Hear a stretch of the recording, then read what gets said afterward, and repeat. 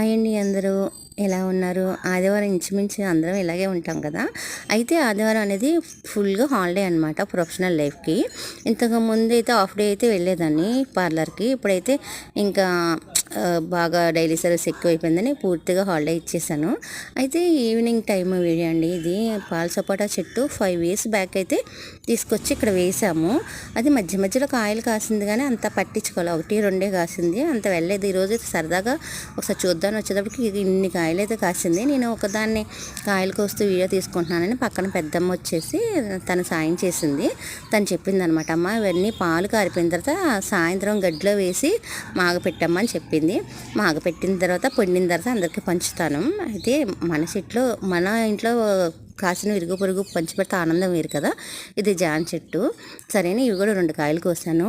పల్లెటూరులో ఒక మొక్క వేసాం అనుకోండి, ఆ ఫలితం అనేది మాకు తర్వాత కనిపిస్తుంది అనమాట. బాయ్ అండి.